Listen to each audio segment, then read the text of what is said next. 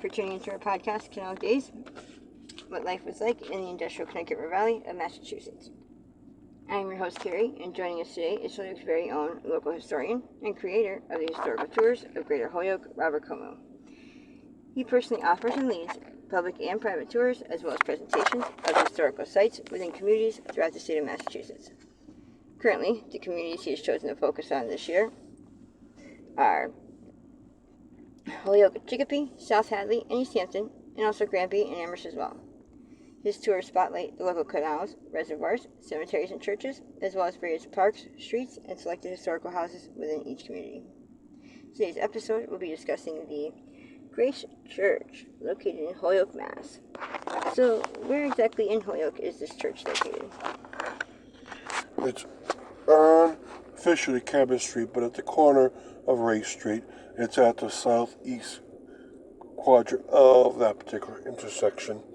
And today we're going to talk about why this church was started and who was the most famous pastor of this church, and then what the church is presently.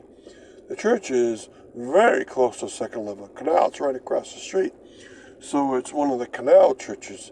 And that gives you an idea who it serves, because a lot of the workers in the mills would live near their work. And so this is in Ward 2 or in South Holyoke.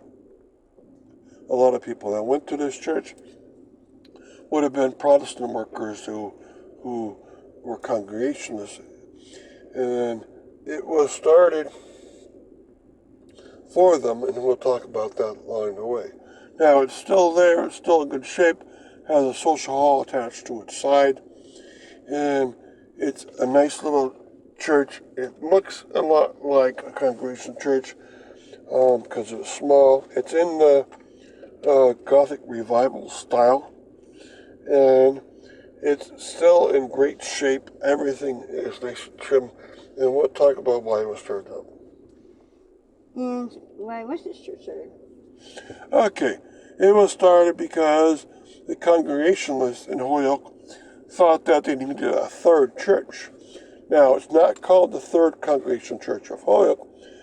There is a first Congregational church, there is a second Congregational church, but it was thought that this was a needed church in a needed neighborhood. But it didn't get started on its own from its own people wanted to start it up. It was started by one of the two Congregational churches that were already in Holyoke.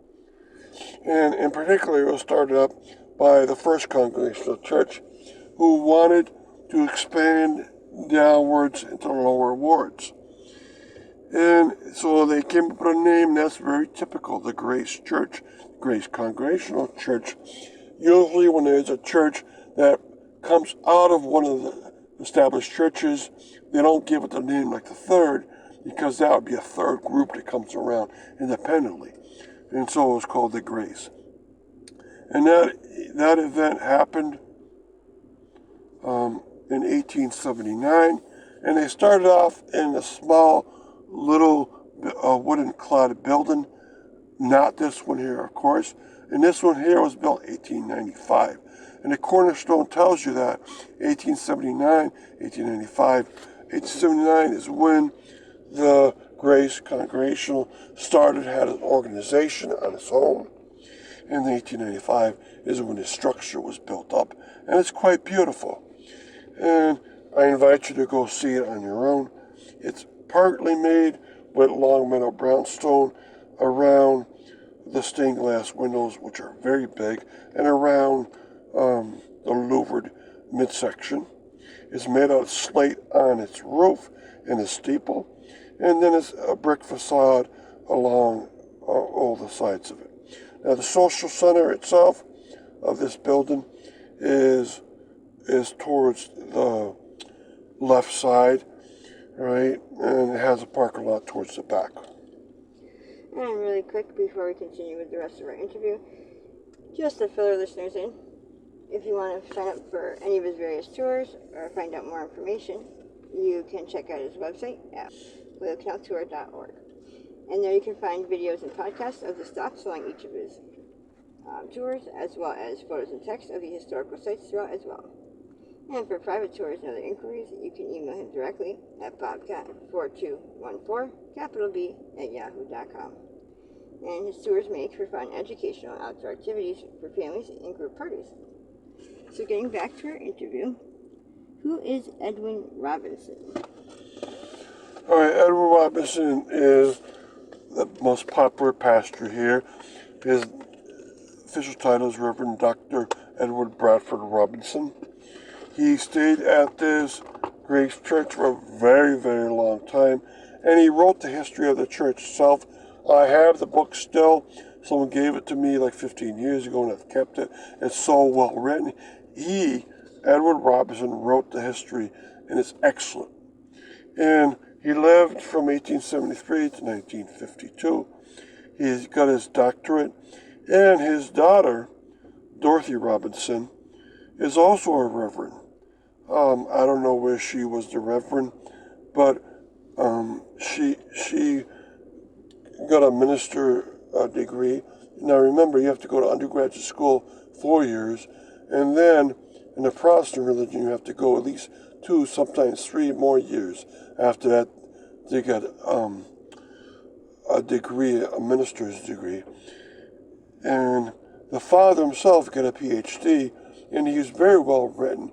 His book is so well written, you can read it, even though it's packed with information, has a page turner, and so it's wonderful to read. And they named the first Congregational Church, when they combined with the second Congregational Church, they renamed it as the Edwin Robinson Ecumenical Center. And that stayed that way for a long time, until a couple of years ago they sold it.